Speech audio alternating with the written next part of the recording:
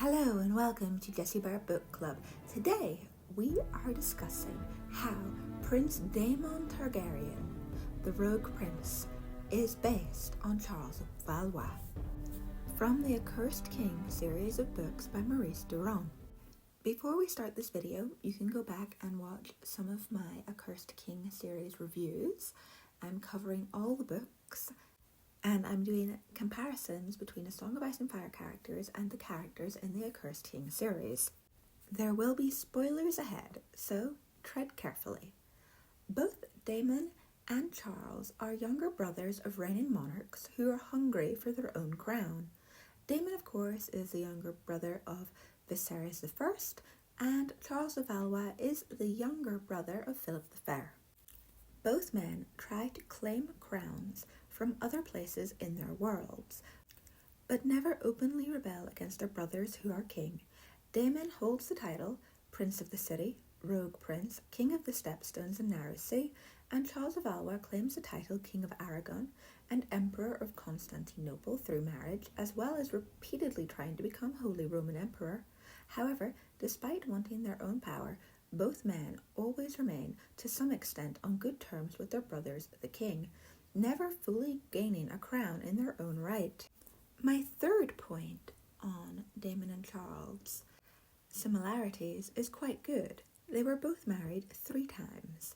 Daemon's first wife was Lady Rhea Royce, his second wife was Laena Velaryon, and his third wife was Princess Rhaenyra Targaryen. All 3 gave him power and influence to some different degree, even if he didn't like his bronze bitch. Charles of Valois' marital career follows a similar trajectory. Margaret of Naples was his first wife. Catherine I, Latin Empress of Constantinople, was his second and most beloved wife, and his third wife was Maud Chatillon.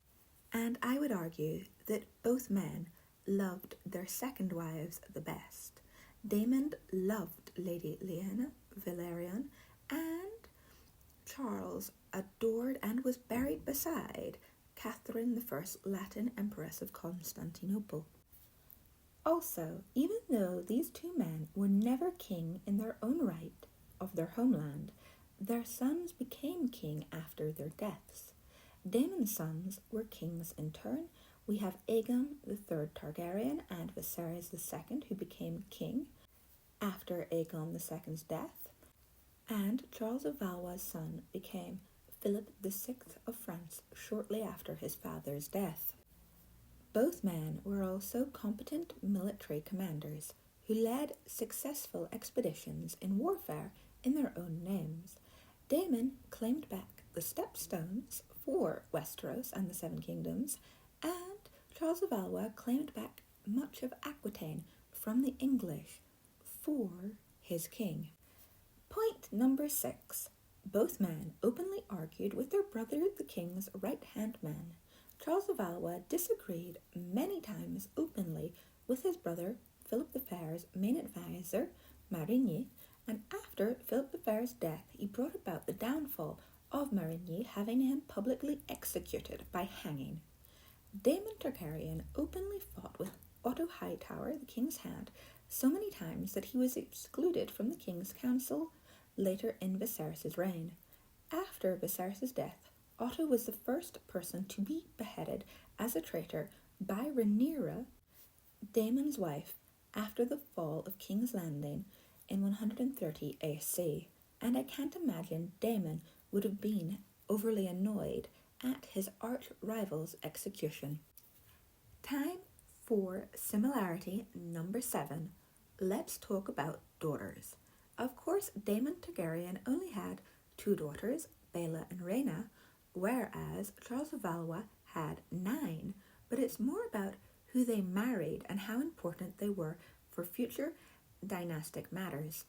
Charles of Valois could be called the great-grandfather of Europe. His grandchildren were so many and married so often, and this same title could be granted to Daemon, great-grandfather of Westeros.